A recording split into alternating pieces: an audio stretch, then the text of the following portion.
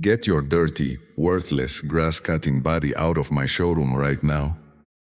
Si juste, you are ruining this $50,000 Italian marble floor just by standing on it. Do you have any idea how much a single drop of mud from your filthy, rotting boots decreases the value of this Bugatti? Get down on your knees.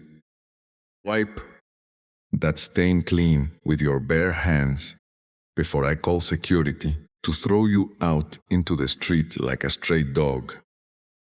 The shrill, toxic, razor-sharp voice of Chloe pierced through the quiet, scented luxury inside the most expensive exotic car showroom in Beverly Hills. Chloe, the dealership's top sales representative of the month, stood with her arms crossed, chin held arrogantly high. The sharp bottoms of her $3,000 red-bottom heels clicked against the polished floor with a cold, hollow rhythm. Directly beneath her stood Sarah, a 40-year-old woman wearing a faded, dust-covered landscape maintenance uniform, soaked in sweat after working 8 consecutive hours under the scorching California sun. Chloe did not stop at cruel words. Sinister smirk played on her lips as she tilted the hot cup of fresh espresso in her hand. Scalding black liquid poured directly onto Sarah's shoulder and her bruised, calloused hand. The entire showroom fell into a suffocating, dead silence. Wealthy clients dressed in custom-tailored designer suits paused their casual conversations. Not a single person stepped forward to intervene. Instead, cold eyes looked on with mocking amusement, chuckling, as high-end smartphones were raised to record the total humiliation of a working-class woman. Get out of here, you pathetic piece of trash. This showroom is built for the top 1% of American society, not a place for homeless beggars to crawl in and stare at things they will never touch. Chloe shrieked, kicking Sarah's worn canvas bag out through the grand glass doors. The bag struck the concrete sidewalk outside, scattering its humble contents across the street. Yet, right at the absolute peak of this humiliation, the narrative freezes time. The chaos fades into the background, replaced by the heavy, deliberate rhythm of a heartbeat and the deep, contemplative sigh. Have you ever stopped to wonder what kind of story lies hidden beneath a uniform covered in dirt? Our modern society is quick to measure a person's worth by the watch on their wrist, the vehicle they drive, the luxury label stitched into their collar. What they fail to realize is that sometimes the person wearing the most humble work clothes holds the power to crush an entire corporate empire with a single phone call. Let us turn back the clock 12 hours before this moment. Inside a modest, small apartment on the outskirts of Los Angeles, the first rays of sunlight had not yet broken through the small bedroom window. Sarah was already wide awake by 4 in the morning.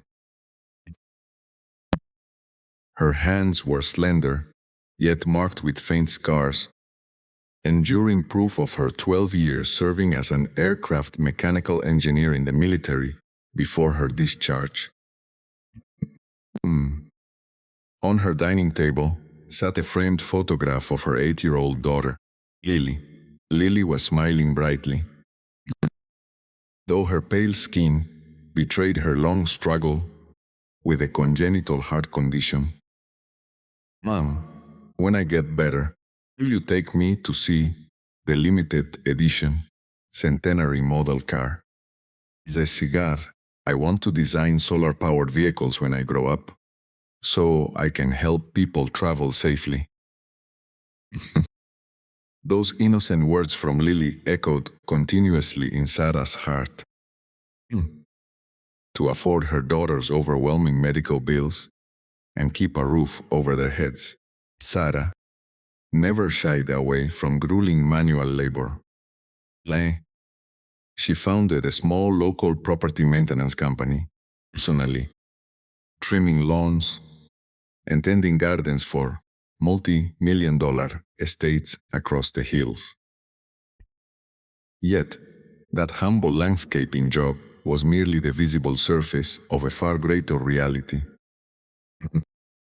What no one in Beverly Hills knew, not even the most arrogant billionaires living behind iron gates, was that Sarah was the secret founder of Titan Financial Investments. Titan was a massive private equity firm specializing in quietly acquiring and rescuing failing corporate giants from total bankruptcy. She chose to live quietly, wearing simple work clothes to keep herself grounded while devoting every ounce of her life to her daughter's survival. Today was Lily's 8th birthday. Sagrada Familia. After finishing an early morning lawn care contract right across from the luxury showroom, Sarah dusted off her work pants.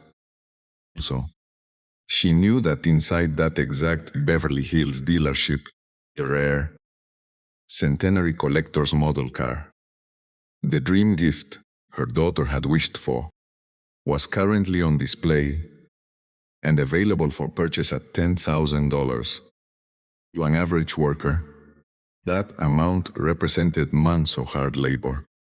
To Sarah, it was a long-planned gift intended to bring a spark of joy to a child fighting for her life in a hospital bed.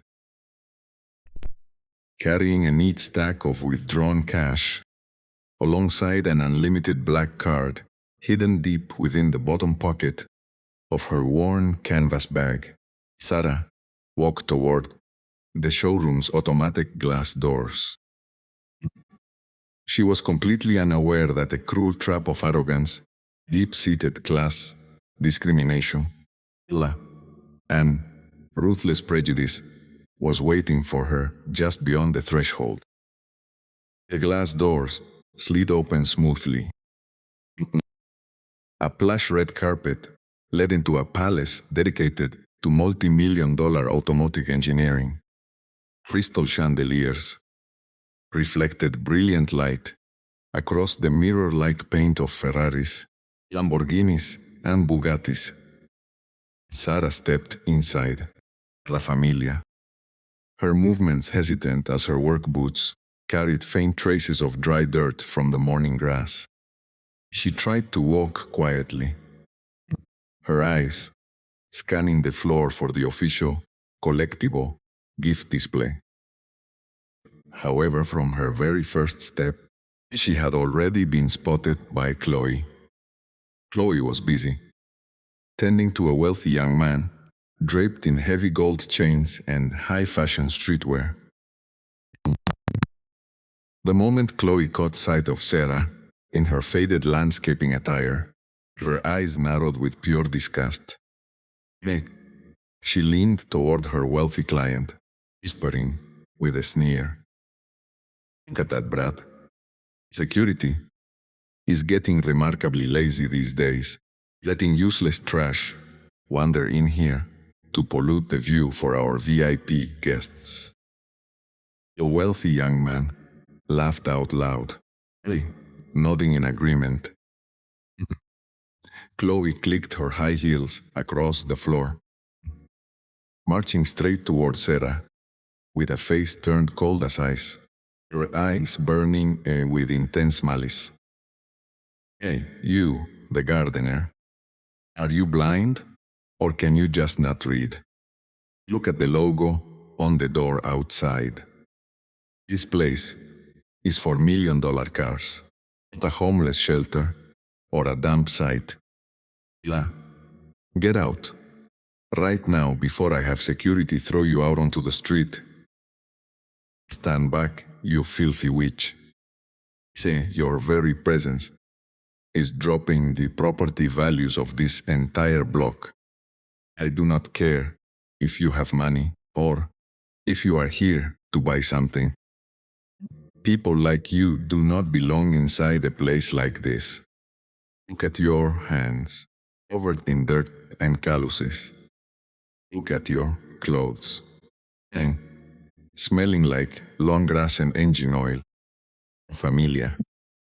You think you can just walk in here with a handful of dirty dollar bills and pretend you are one of us? Chloe's words echoed through the high ceilings of the showroom like a cruel whip, snapping against the cold marble walls. Sarah stood motionless, her arms hanging by her side, Leasua holding her breath to keep her composure. She looked down at her work boots. There were indeed small patches of dried brown mud around the soles from the morning grass trimming job she had just finished across the street. She had taken great care to wipe them thoroughly on the outdoor welcome mat before stepping inside. Being Ophelio, she had even dusted off her heavy canvas pants and adjusted the faded collar of her green landscaping shirt.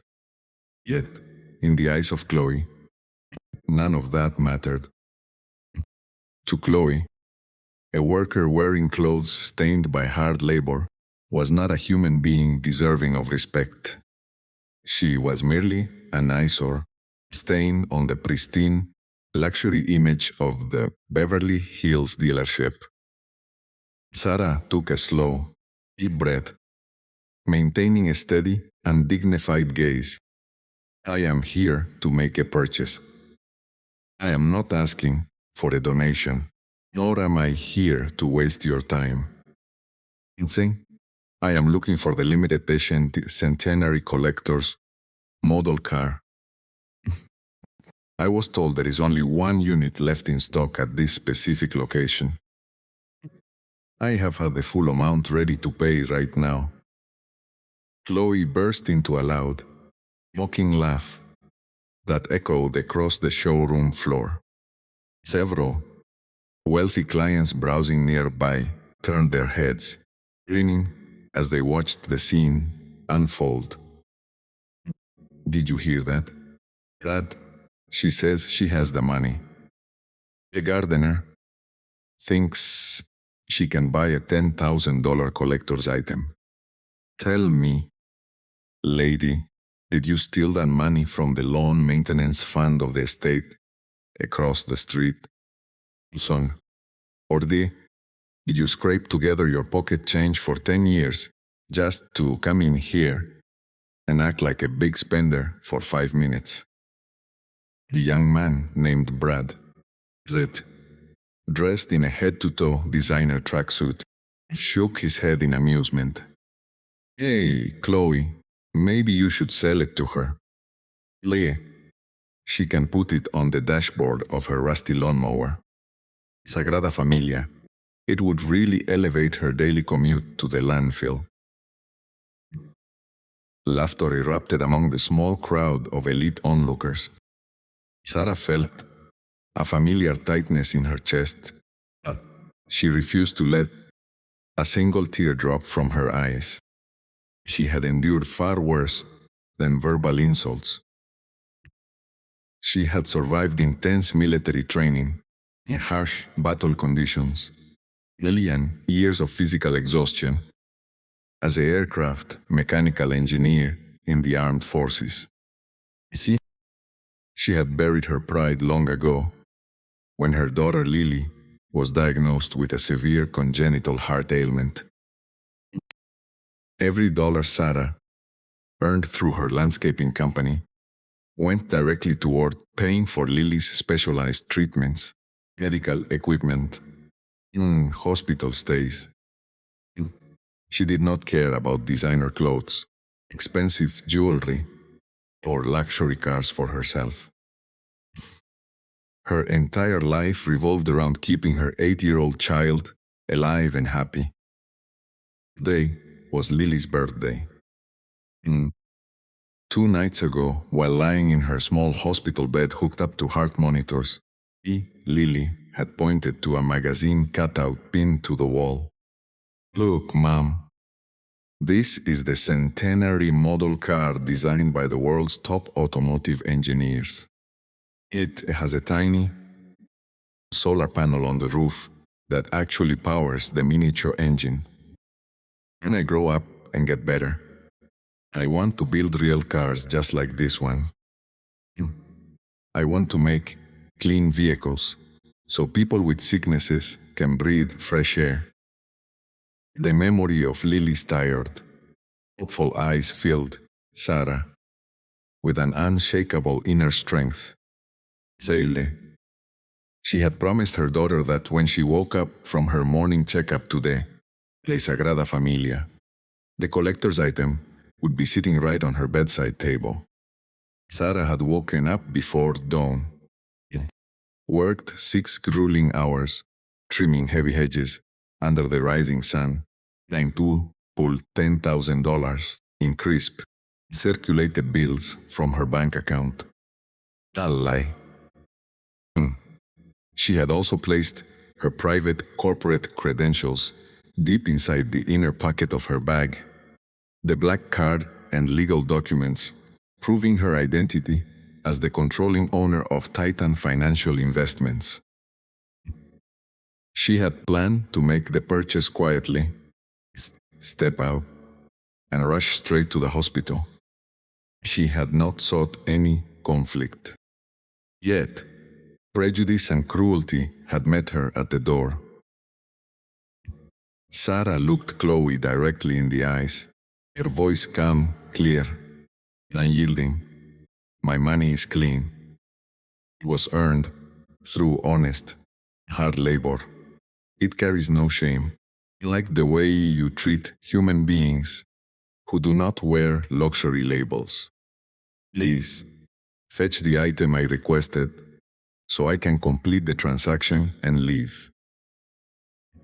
Chloe's expression darkened instantly. Her smug smile vanished, replaced by a contorted look of pure rage and humiliation.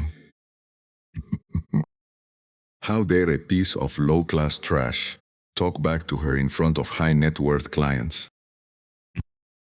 How dare this woman lecture her on morality inside her own showroom? "You arrogant, ungrateful leech. You want the centenary model? Leo.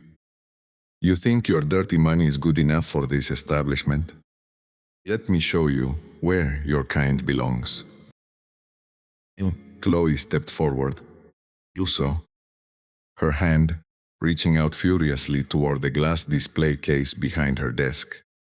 Instead of grabbing the product box, Tala, she grabbed a heavy brass paperweight from her desk and slammed it down onto the glass shelf right next to the display case, making a terrifying crashing sound that echoed throughout the room. "Security, get over here right now. We have a trespassing vagrant who is threatening the staff and attempting to damage our inventory. Security, get this lunatic out of here right now.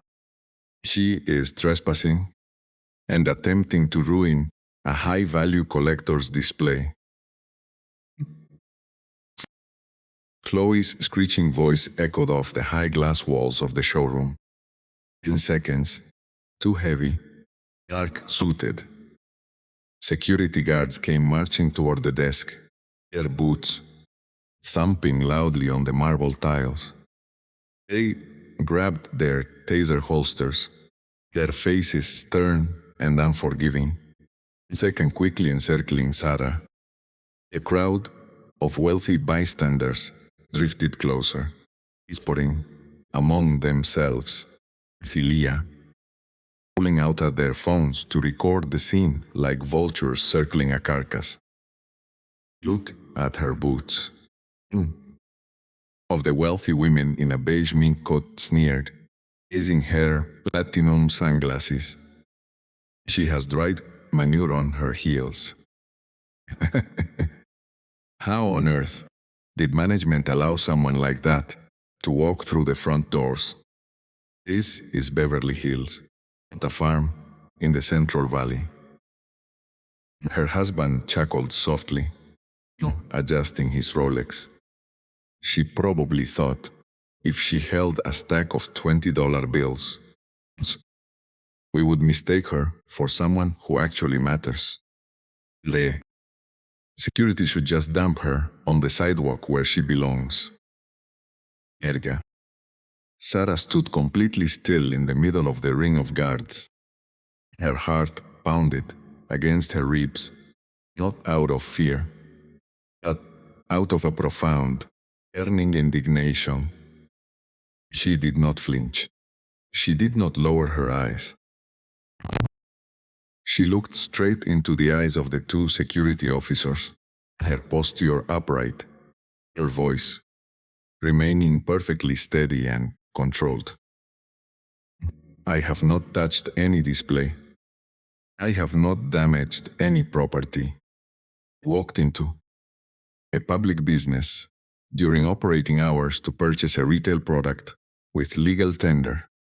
You have no lawful reason to put your hands on me. One of the guards, a tall man with a shaved head, named Marcos, hesitated for a brief second. He looked at Sarah's calm, resolute eyes. He noticed the disciplined, military-like posture in her spine, composure.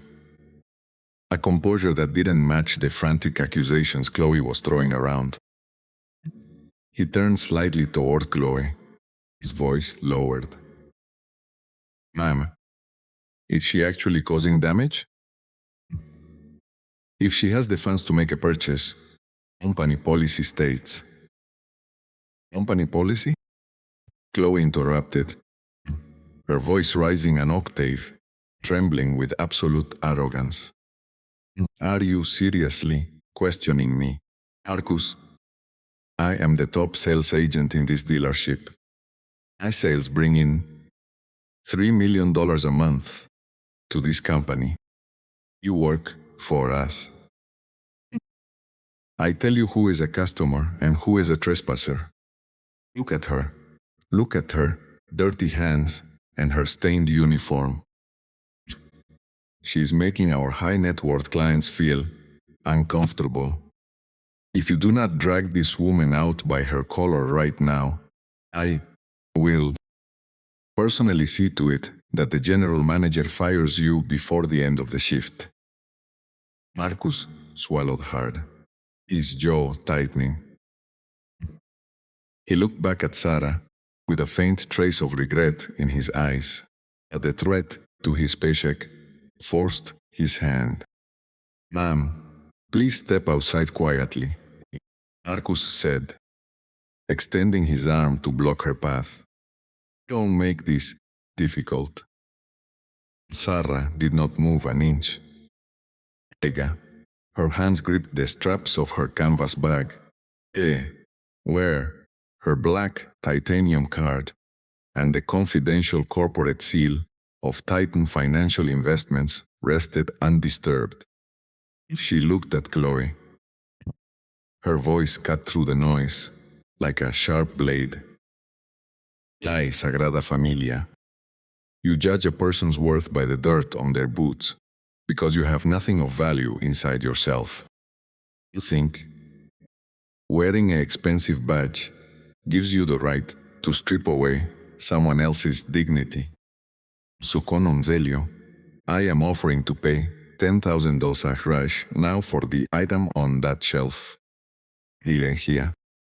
Refusing service based purely on a customer's working class attire is a direct violation of civil rights law in the state of California. Chloe let out a sharp, hysterical laughter, clapping her manicured hands together. Civil rights law? Listen to the gardener quote. The law. This is unbelievable. You think you can sue us? Do you have any idea who owns this showroom chain?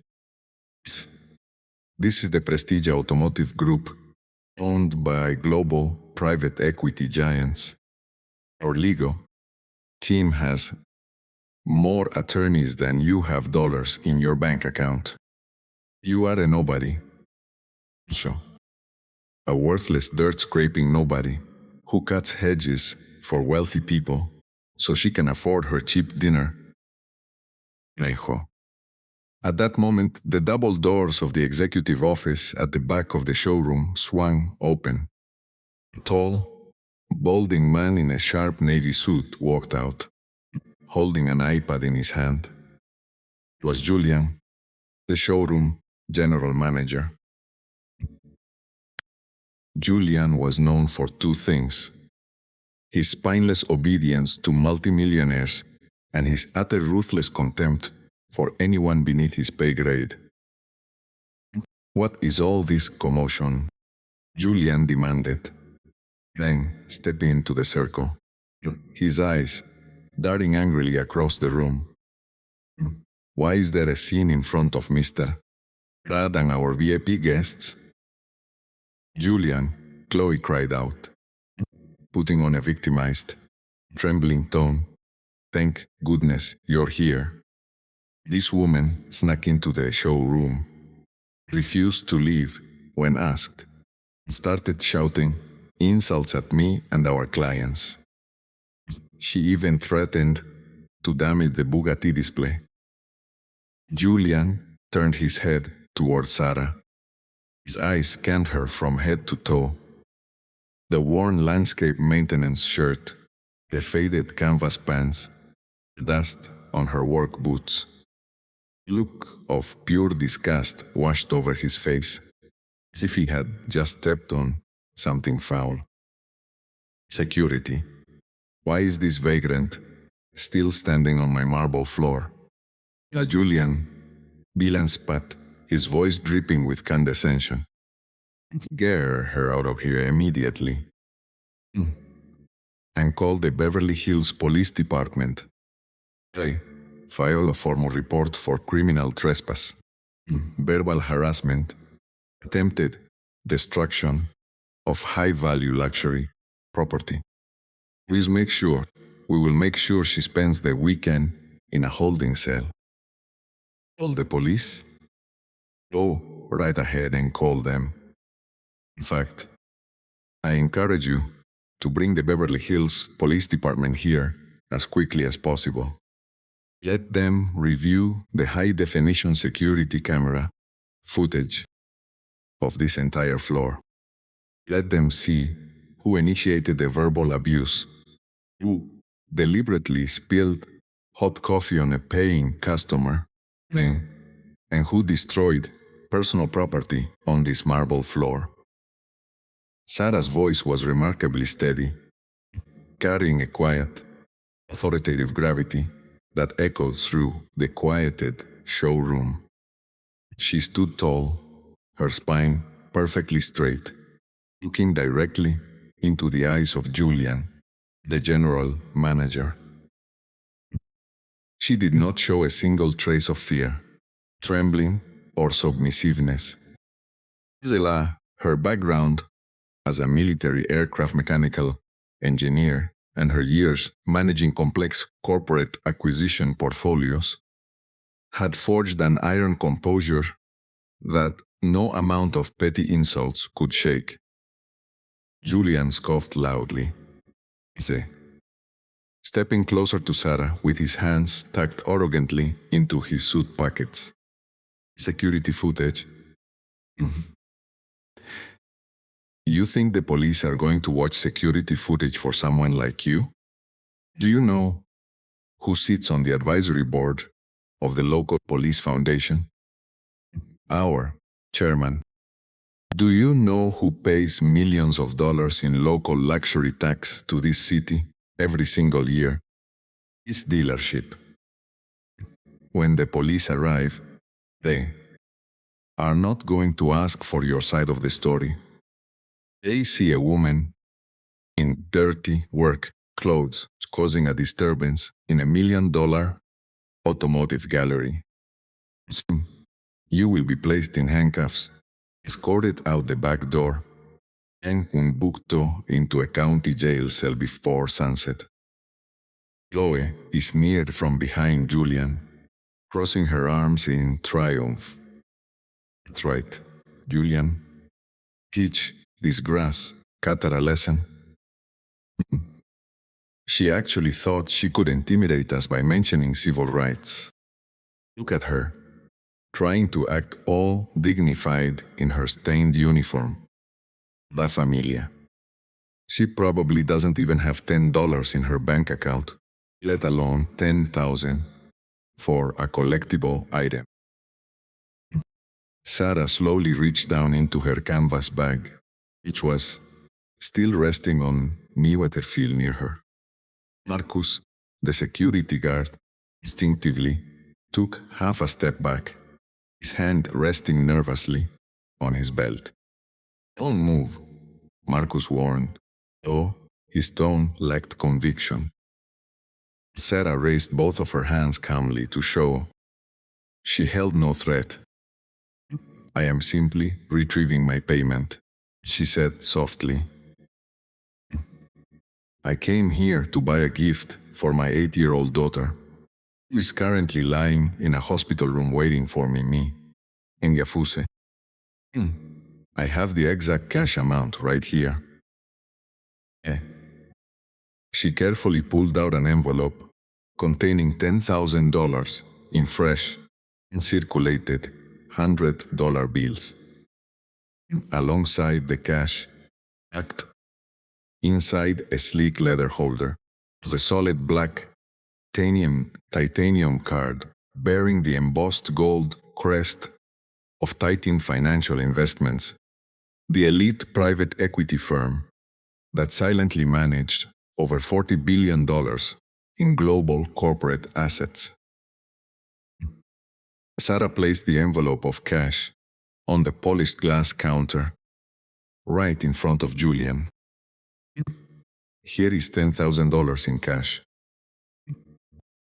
I want the Centenary Collector's model car, packaged securely, along with a receipt of purchase.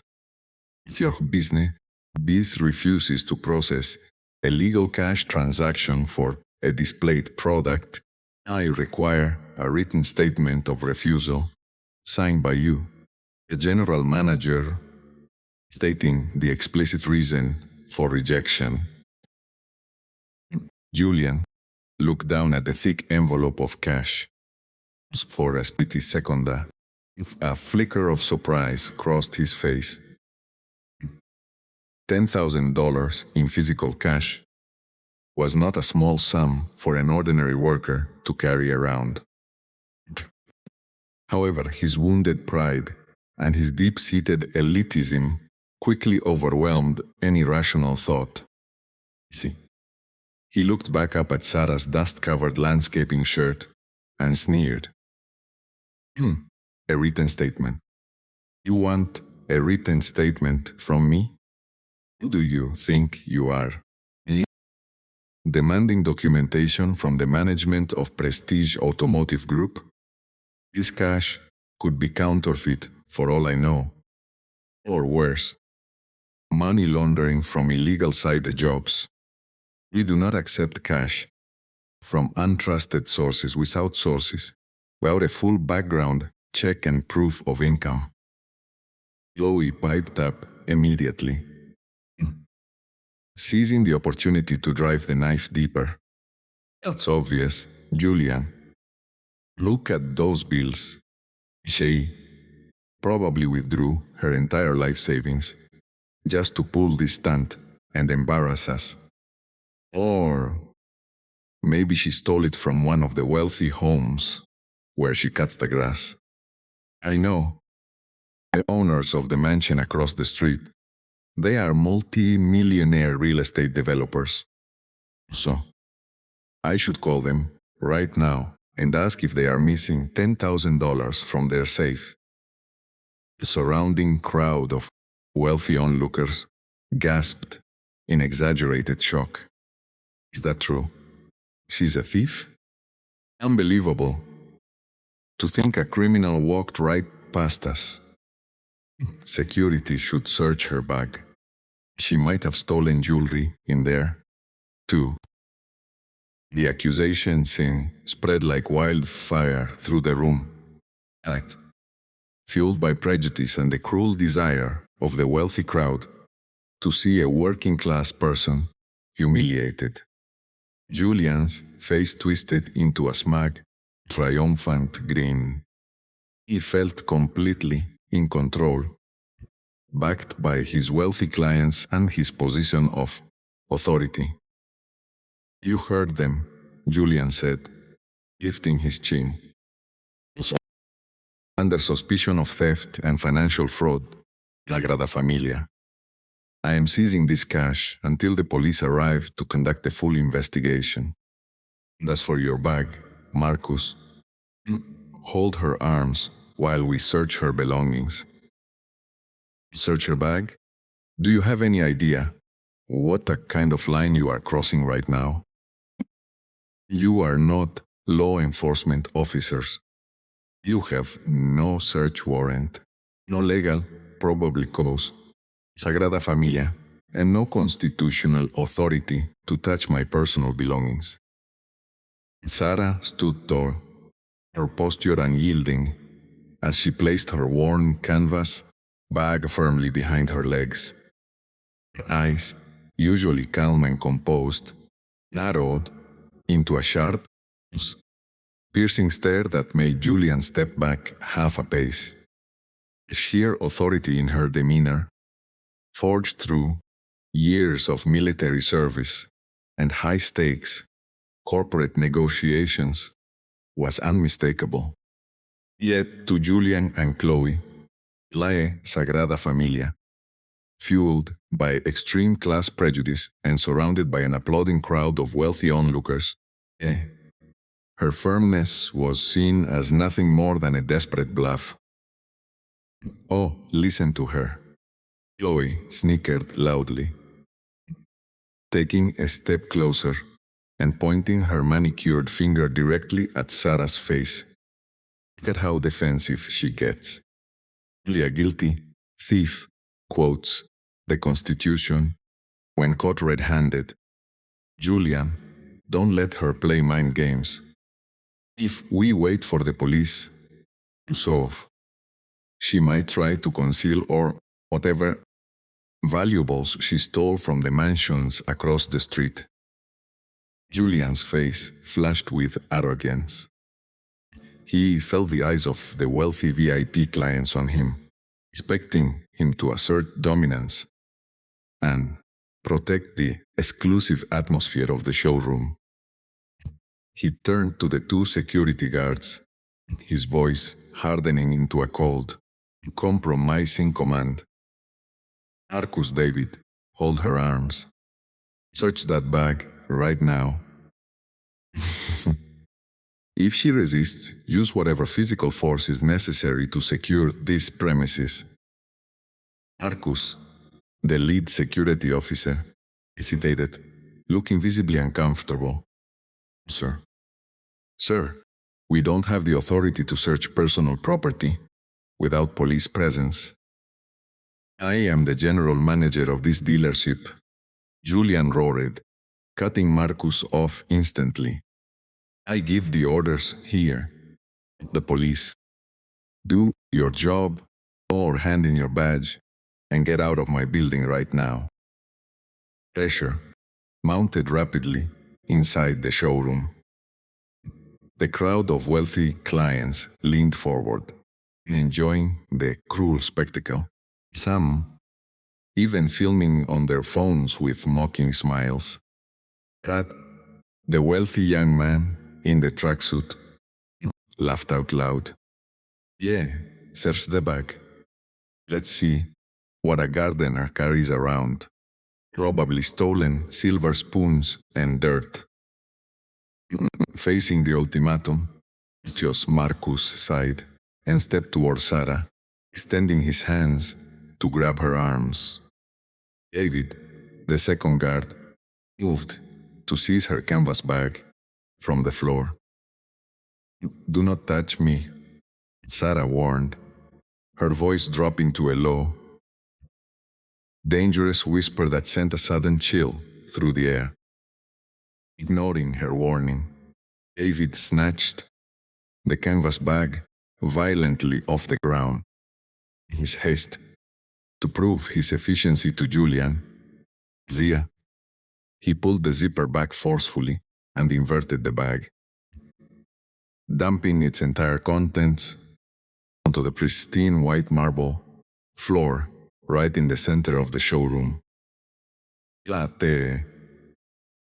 The sound of items hitting the marble echoed loudly under the high glass ceiling. A simple water bottle rolled across the tiles. A set of garden shears, faded military dog tag on a steel chain, a small worn notepad, and a couple of receipts spilled out. And alongside them fell two highly unusual items. First was a heavy leather binder, sealed, with a gold foil emblem depicting a roaring lion over a shield. The confidential seal of Titan Financial Investments. The second was a sleek, solid, black metal card that slid across the floor, stopping right at Chloe's Louboutin heels. Ah, look at this rubbish, Chloe cackled, kicking the water bottle aside with her shoe. Dog tag? What? Yeah, were you a dishwasher in the army? And what is this fake plastic card? Trying to pretend you have a credit card. Chloe bent down, snatched the black metal card from the floor, and held it up between two fingers for the crowd to see. Look, everyone. She carries a black piece of metal to feel rich. Probably bought it on the internet for $5. Either. However, Julian's eyes caught the golden emblem on the leather binder resting near his feet. He had spent 20 years in the corporate automotive industry. He recognized that crest. It was the official insignia of Titan Financial Group, the massive, secret private equity conglomerate that had been quietly purchasing, controlling shares in luxury automotive supply chains across the country. Julian felt a sudden, strange tightness in his chest. He frowned, looking down at the binder, then back at Sarah. Where did you get this binder? Julian asked, his voice losing a fraction of its former confidence. Sarah did not answer him immediately. She slowly bent down, picked up her faded military dog tags, Sarah, and wrapped the steel chain carefully around her wrist. Then she lifted her head. Her gaze was so cold, so profoundly steady, that the laughter in the showroom began to die down, replaced by an uneasy silence. You have crossed a line from which there is no return, Sarah said softly, her voice carrying an absolute, unshakable finality. You have assaulted a citizen, illegally seized private property, and publicly defamed my character. You wanted to know who I am? You will know in less than 2 minutes. Sarah reached into her coat pocket, pulled out an encrypted satellite mobile device, pressed a single speed dial button. She placed the phone to her ear, speaking clearly into the receiver. This is Sarah. I am currently at the Beverly Hills flagship dealership of Prestige Automotive Group. Execute the acquisition transfer immediately. Freeze all executive access codes. Pull the operating licenses. And bring the legal team to the main floor now. Oh. Chloe let out a loud, forced laugh, though her voice wavered slightly. Arthur, who are you calling? Your landlord? Are you trying to act like a movie character now? Julian, don't let her fool you. She's just playing crazy because the police are coming. Julian stood frozen, staring at Sarah.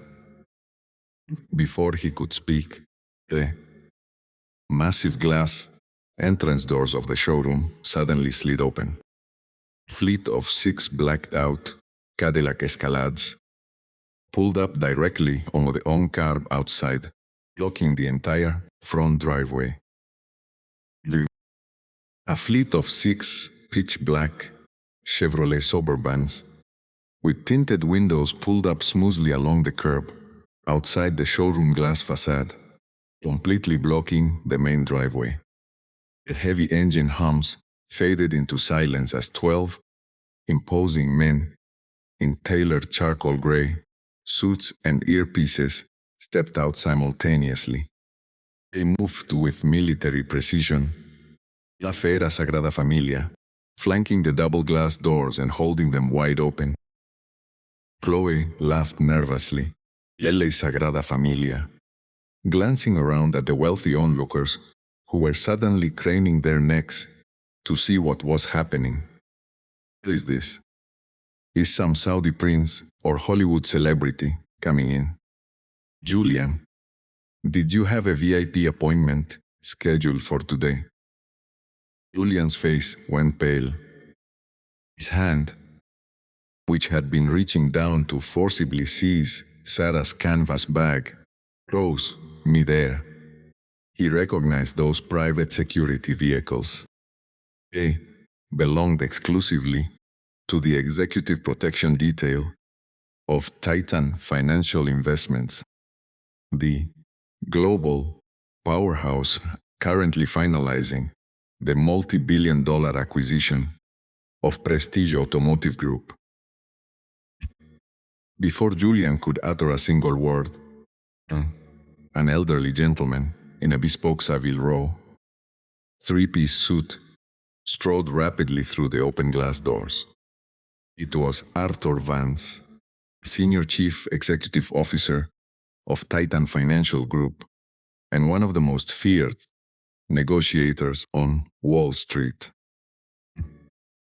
Behind him walked 3 senior corporate attorneys carrying thick, leather-bound legal briefs. Julian's eyes widened in sheer disbelief. He immediately straightened his tie, pushed Sarah aside with his arm, and practically sprinted toward Arthur with a subservient, sycophantic smile plastered across his face. Mr. Vance, welcome to Prestige Automotive Beverly Hills. Julian gushed, bowing his head repeatedly as he extended his trembling hand. We were not informed of your personal arrival today, sir. Please, let me escort you to our private executive lounge while we clear out a slight disturbance caused by this trespassing vagrant. Arthur Vance didn't even slow his pace. He didn't look at Julian's outstretched hand. He didn't even acknowledge Julian's existence. Instead, Arthur stepped forcefully past Julian, La Sagrada Familia, his polished leather shoes clicking sharply against the white marble. He walked straight toward Sarah, Sagrada Familia, who was standing quietly in her dust-stained landscaping uniform, wrists still wrapped in her military dog tags. In front of the entire showroom, before the frozen gaze of Chloe, speechless, crowd of multi-millionaire clients, bewildered security guards. Arthur Vance stopped abruptly. A 62-year-old corporate titan bowed his head deeply, bowing 90 degrees in absolute, unwavering deference. "Good morning, Chairman, Sarah," Arthur said, his voice resonant, clear, and ringing out into every corner of the silent hall. "The acquisition of Prestige Automotive Group is officially complete. As of 4 minutes ago, Titan Financial Investments holds a 100% controlling equity stake in all 68 flagship dealerships across North America. You are now the sole owner of this company."